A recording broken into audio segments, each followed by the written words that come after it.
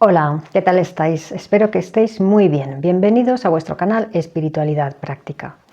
Vamos a analizar las profecías sobre Gog y Magog para los últimos días citados en Ezequiel 38 y 39 y Zacarías 14. Estas profecías sí son para los tiempos del fin, porque todavía no se han cumplido.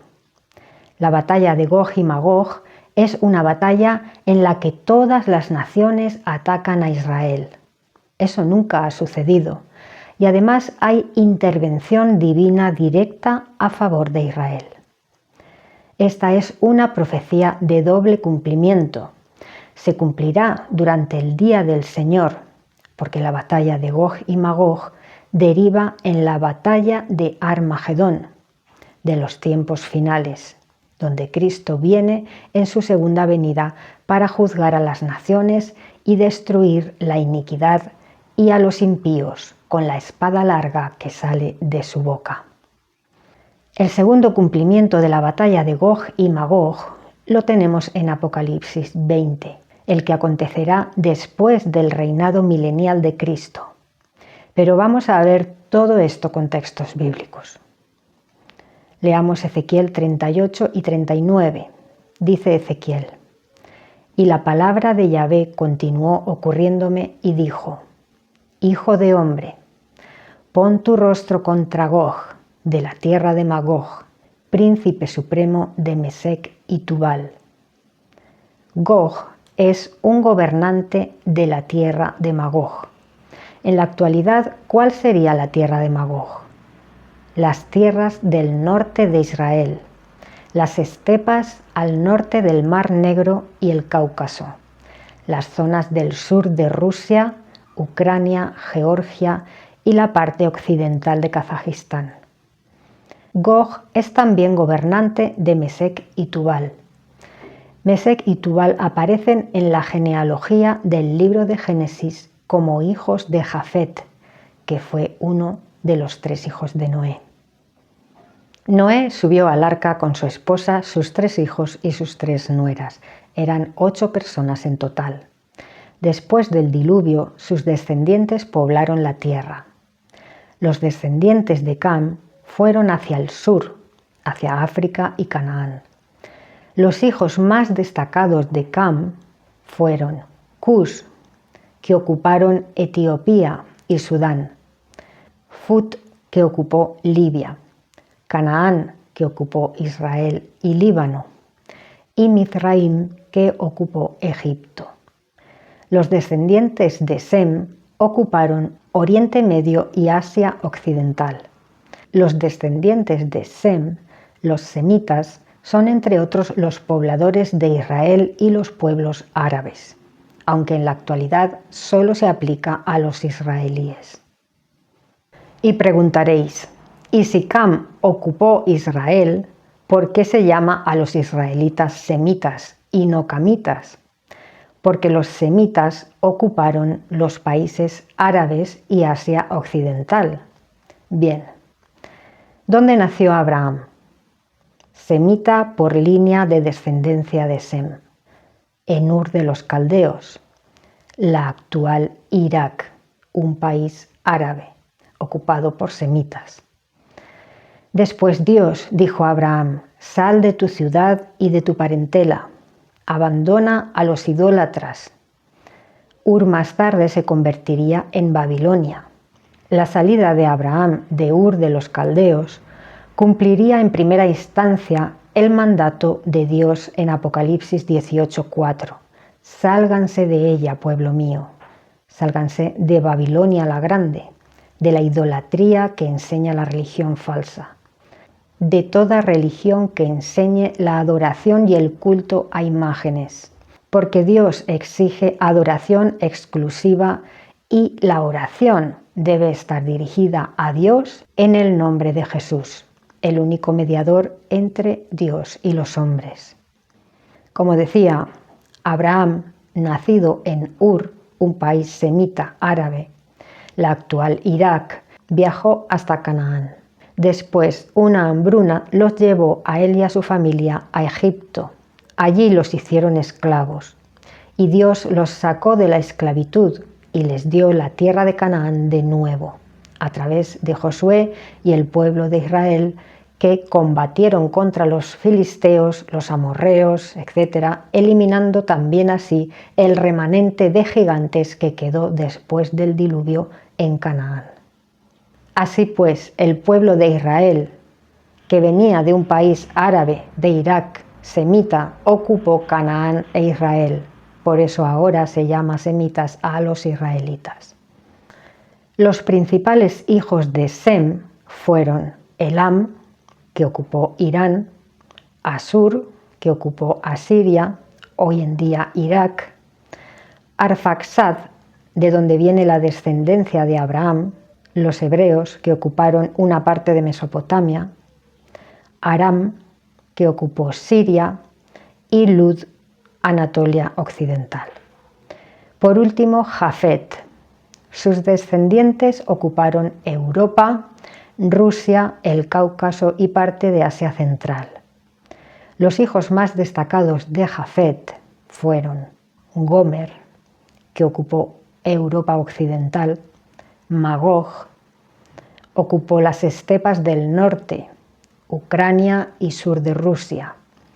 Tubal y Mesec ocuparon Turquía y Javán ocupó Grecia. En general, pueblos indoeuropeos del norte y del oeste. Pero ¿cuáles de estos pueblos intervienen en la batalla de las naciones que se alían con Gog de Magog para pelear contra Israel? En el libro de Ezequiel aparecen los siguientes países. Desde el norte, Magog, Mesec, Tubal, Gomer y Togarma, que en la actualidad corresponde a Turquía, Rusia, parte de Europa Oriental. Cuando suceda esta batalla no sabemos los países de Europa Oriental que estarán aliados con Rusia. Seguramente Bielorrusia, Hungría, Bulgaria, alguno más. Hacia el sur aparecen como aliados de Gog y Magog Cus y Fut, es decir, Etiopía, Sudán y Libia. Por el oriente aparece como aliada de Rusia Persia, es decir, Irán. La escritura menciona a otros pueblos que actúan como observadores, pero no entran en el conflicto. Sabá y Dedán, que hoy en día son Arabia Saudí, y los mercaderes de Tarsis, que corresponden a España o el Mediterráneo occidental. Es un alivio saber que España no va a participar en esa batalla. En resumen, ¿cuáles son los países actuales que quedarían implicados en la batalla de Gog y Magog que derivará en la batalla de Armagedón? Es decir, del anticristo y sus aliados contra Cristo y sus ejércitos celestiales.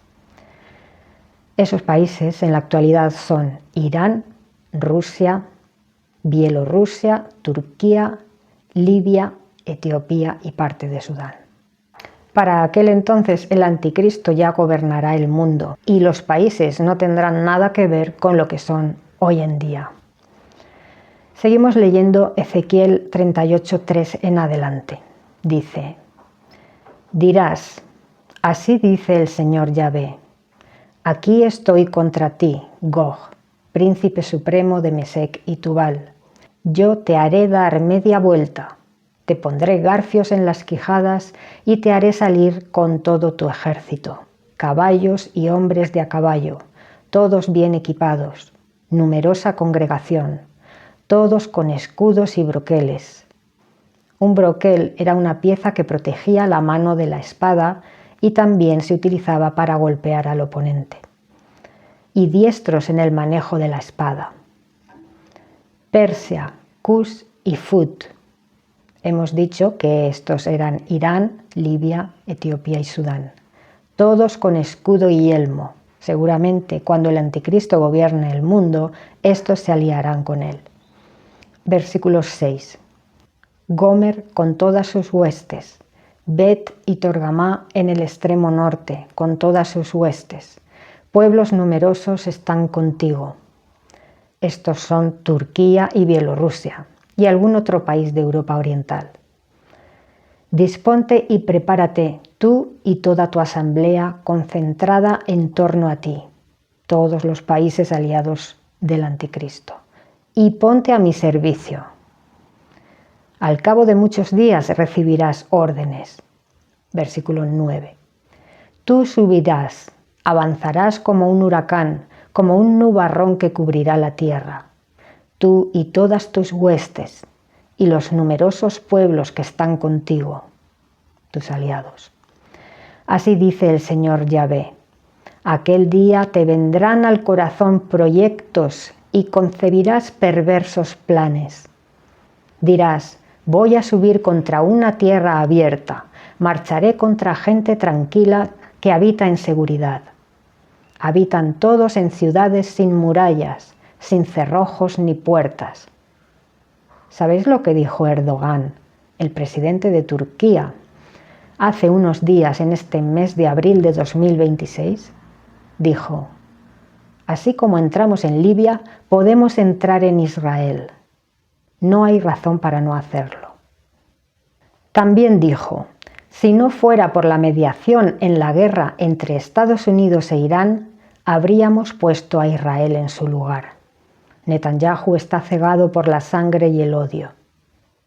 En mi opinión, estas declaraciones son una retórica para hacerse publicidad ante sus votantes, persuadirlos con un discurso amenazante, posicionándose firmemente como enemigo de Israel, pero muy lejos de la realidad bélica sobre el terreno.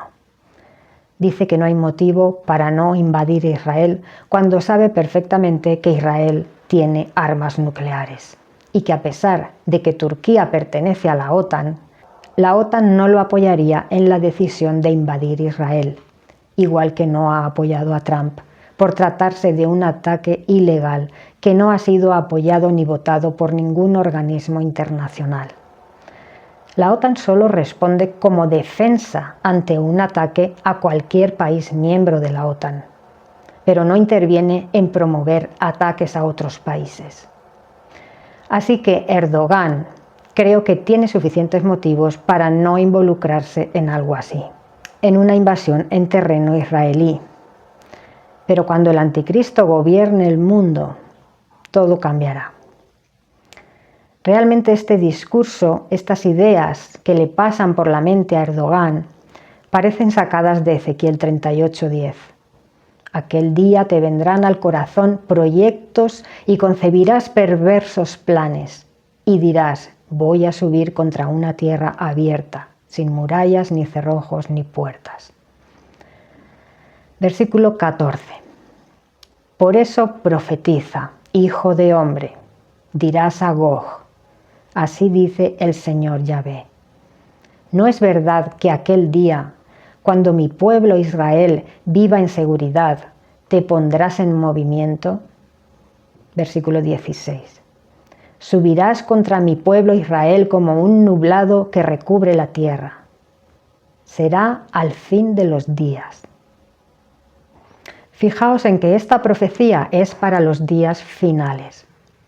Dice: será al fin de los días. Yo te haré venir entonces contra mi tierra para que las naciones me conozcan. Cuando yo manifieste mi santidad a sus ojos a costa tuya, Gog. Quizás ahora Turquía solo hable, solo amenace, no actúe, pero llegado el momento en que Dios decrete todo esto, cuando acontezca el tiempo señalado, todos estos países se moverán y actuarán. Versículo 18. Dice: aquel día, cuando Gog avance contra el suelo de Israel, es la expresión del Señor soberano Yahvé. Tiene que ocurrir que estallará mi furor, en mi cólera, en mis celos, en el ardor de mi furia lo digo. Sí, aquel día habrá un gran terremoto. Esto también lo veremos cuando estudiemos Zacarías 14 y Apocalipsis 16 en la séptima copa de la ira de Dios. Este gran terremoto aparece también en Zacarías 14, 4 y 5, cuando Jesús en su segunda venida pone sus pies sobre el monte de los olivos y el monte se parte en dos. y la montaña se mueve hacia el norte y hacia el sur. Dice el versículo 5: y ustedes tendrán que huir tal como huyeron debido al terremoto en los días de Uzías, el rey de Judá. Y Yahvé, mi Dios, ciertamente vendrá, y con él todos los santos. Esto mismo es relatado en Apocalipsis 16, en la última copa de la ira del Señor. Leamos Apocalipsis 16, 17 y 18. Dice: y el séptimo ángel derramó su tazón sobre el aire. Con esto, una voz fuerte salió del santuario desde el trono y dijo: ha acontecido. Y ocurrieron relámpagos y voces y truenos, y ocurrió un gran terremoto como el cual no había ocurrido uno desde que los hombres existen sobre la tierra. Tan extenso el terremoto, y la ciudad se abrió en 3 partes. Y las ciudades de las naciones se desplomaron. Por último, Babilonia la Grande, que había sido juzgada en el cielo en el pasado, al toque de la 7ª trompeta, fue recordada para darle su porción del cáliz de la ira de Dios, en la 7ª copa. ¿Cuándo ocurre la caída de Babilonia la Grande? Durante los juicios de las copas en la 7ª copa. El capítulo 17 y 18 de Apocalipsis habla sobre el juicio a la gran ramera, la religión falsa que cabalga sobre los reyes y reinos de la tierra. En ese momento, la ramera, Babilonia la Grande, la religión falsa, todo ese sistema que es como una ciudad, es juzgada en los cielos. Y en la 7ª copa es destruida físicamente. En el capítulo 19 de Apocalipsis viene Cristo en su segunda venida y empieza a reinar, donde dice también Apocalipsis que Cristo empieza a reinar, justo al toque de la 7ª trompeta. En Apocalipsis 11:15 dice: y el 7º ángel tocó su trompeta, y en el cielo ocurrieron voces fuertes que decían: el reino del mundo sí llegó a ser el reino de nuestro Señor y de su Cristo, y Él reinará para siempre jamás. En ese momento es cuando se juzga a Babilonia la Grande en los cielos, y cuando Cristo desciende a por su esposa. Cuando venga para la destrucción de los impíos, vendrá con su esposa y con todos los ángeles. ¿De qué manera es destruida Babilonia la Grande, la gran ciudad, la religión falsa? El anticristo y los 10 reyes que se alían con él destruyen a la ramera. Dice Apocalipsis 17:16: y los 10 cuernos que viste y la bestia salvaje, es decir, el anticristo, estos odiarán a la ramera y harán que quede devastada y desnuda, y se comerán sus carnes y la quemarán por completo con fuego. Entonces hemos visto que el terremoto del cual habla Zacarías 14, que parte en 2 el monte de los olivos, y el terremoto de Apocalipsis 16, que parte en 3 la gran ciudad, Jerusalén, es el mismo. En cambio, el terremoto de Apocalipsis 11, donde mueren 7.000 personas en Jerusalén, es otro distinto, porque solamente cae 1/10 parte de la ciudad. No se parte en 2 o en 3 la gran ciudad. Ese terremoto ocurre justo antes del toque de la 7ª trompeta, y el terremoto que devasta toda la tierra ocurre en la 7ª copa. Inmediatamente después viene Cristo en su segunda venida para juzgar a las naciones y pelear la batalla de Armagedón contra el anticristo y los 10 reyes que han atacado a Israel tras el rechazo del pueblo de Israel al anticristo. Sabemos que los 3 primeros años y medio de gobierno del anticristo en Israel hará un pacto con los judíos no mesiánicos, construirá el 3er templo, pero a los 3 años y medio de su gobierno romperá ese pacto. Sabemos que los últimos 3 años y medio de reinado del anticristo, él entra en el lugar santísimo del templo de Dios, se proclama Dios y pone ahí a la abominación desoladora, una inteligencia artificial con la imagen de sí mismo. Entonces los judíos rechazan al anticristo y el anticristo decide hacer guerra contra Israel como venganza y perseguir a los cristianos y a todo el que no le adore de alguna manera, imponiendo también la marca de la bestia para diferenciar al que está con él del que está contra él. Esta es la guerra de Gog y Magog, guerra que se produce al rechazar los judíos al anticristo. Una guerra en la que Cristo interviene en su segunda venida. ¿Por qué? Porque los judíos se darán cuenta de que el anticristo es un impostor, que no era su Mesías esperado, y se darán cuenta de que el verdadero Mesías es el que vino hace 2000 años. Sabrán ver por fin las señales y las profecías, y aclamarán a Jesús como Salvador. Esto es lo que provocará su venida, el que Israel prácticamente entero lo aclame como Salvador. Saben que Cristo es el único que puede salvarlos del ataque del anticristo que gobierna el mundo entero. Fijaos lo que dijo Jesús sobre esto en Mateo 23:39. Porque les digo, no me verán de ningún modo hasta que digan, bendito el que viene en el nombre del Señor. Hasta que se den cuenta de que Jesús es el Mesías. Todos esos judíos no mesiánicos nacerán de nuevo y se harán judíos mesiánicos. Muchos en la actualidad ya lo han hecho, pero en ese momento muchos otros lo harán. Entonces Israel entero clamará, Hosana, sálvanos, porque tú, Jesús el Mesías, eres el único que puede salvarnos de la bestia salvaje y su ejército. Cristo realmente responderá a sus oraciones. Esa es la única manera de hacer que Cristo venga en su segunda venida. Dice la Escritura que Él vendrá cuando la mies esté madura, esto es, cuando se haya predicado el Evangelio en toda la tierra habitada y gran parte del pueblo de Israel reconozca a Jesús como Mesías. ¿Y cómo será esa gran batalla? La batalla de Armagedón. Ezequiel y Zacarías nos dan algunos detalles. Leamos esto en Ezequiel 38:22.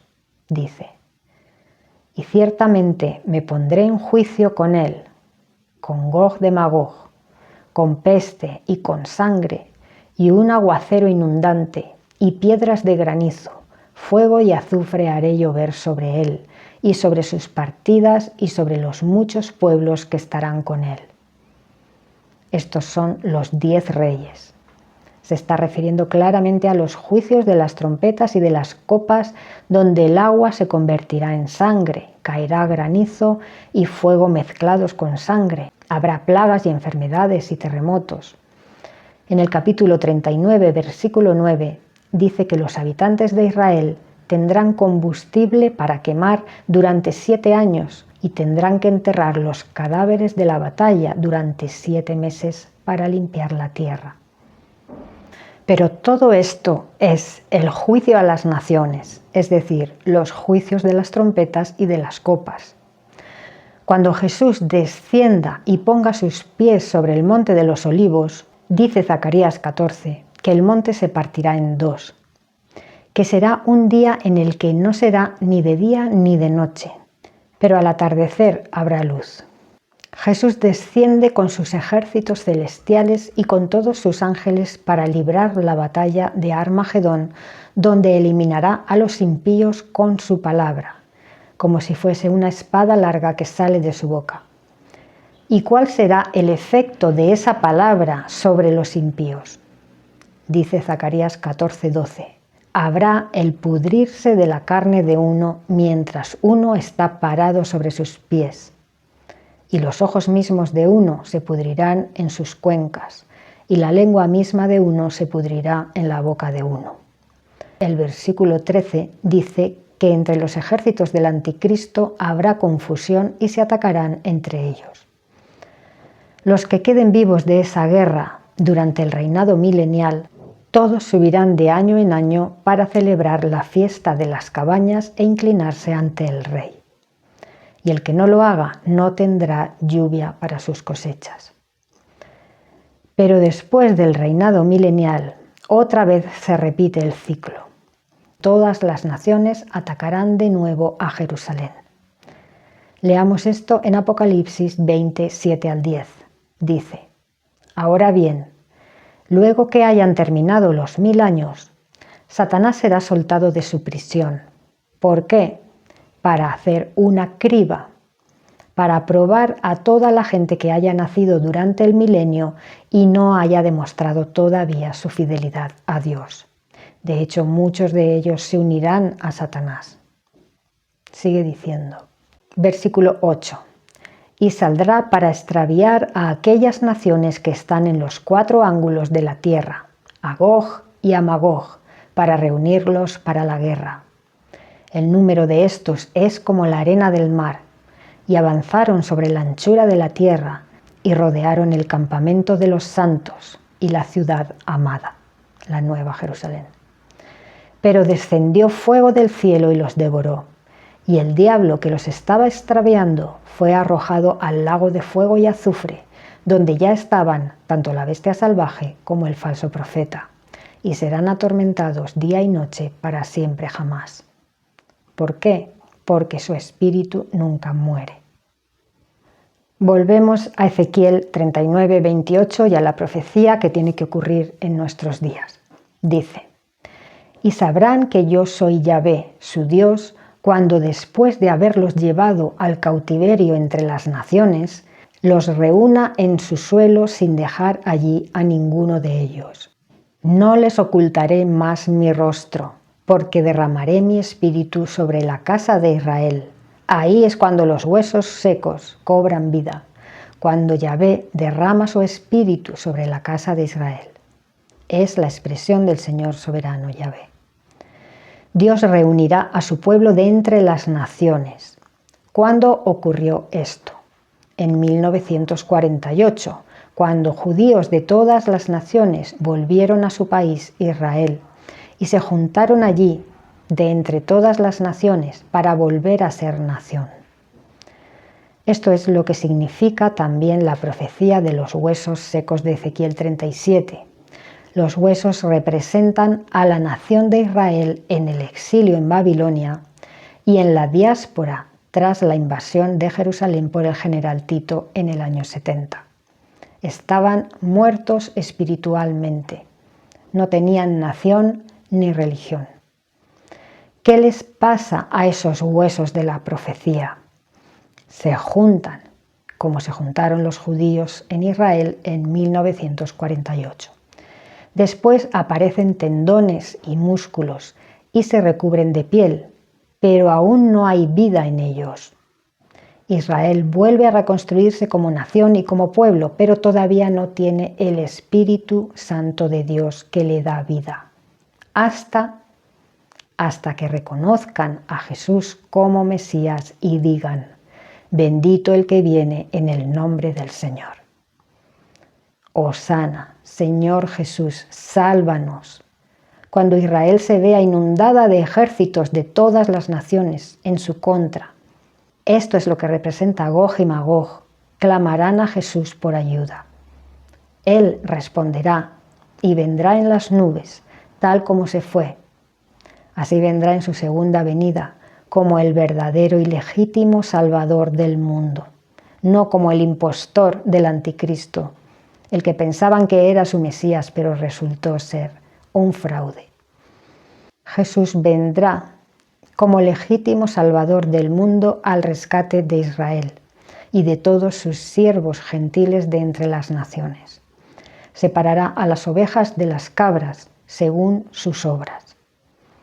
Dice Ezequiel 37, 26 al 28, en la parte final de la profecía del Valle de los Huesos Secos, dice: Y ciertamente celebraré con ellos, con Israel, un pacto de paz, el pacto del Mesías con su pueblo, entregando su cuerpo en la cruz. Un pacto de duración indefinida es lo que llegará a haber con ellos, y ciertamente los estableceré y multiplicaré, y estableceré mi santuario en medio de ellos hasta tiempo indefinido. Este santuario no es el segundo ni el tercer templo. Este santuario es Jesús, el Mesías, porque permanece hasta tiempo indefinido, a diferencia del primer y segundo templo que fueron destruidos. Este también es el santuario del templo de Ezequiel 40 al 48, donde se dice que Dios habitará allí con su pueblo hasta tiempo indefinido. Este templo es Cristo, gobernando desde Sión, desde la Nueva Jerusalén, desde el reino de los cielos en la tierra. Jesús se identificaba con el reino de los cielos cuando decía: el reino de los cielos se ha acercado, refiriéndose a él mismo. También dijo: el reino de los cielos está entre vosotros, no dentro de vosotros, como mal traducen algunos textos, sino entre vosotros, refiriéndose a él mismo. Hermanos, en el reino de los cielos, en la Nueva Jerusalén, todo es uno y todo está vivo.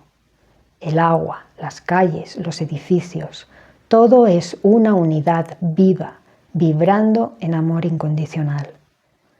Allí todo es uno y todo está vivo. La humanidad entera será como una sola en la nueva tierra. Así lo pidió Jesús en oración a su Padre en Juan 17, 21 al 23.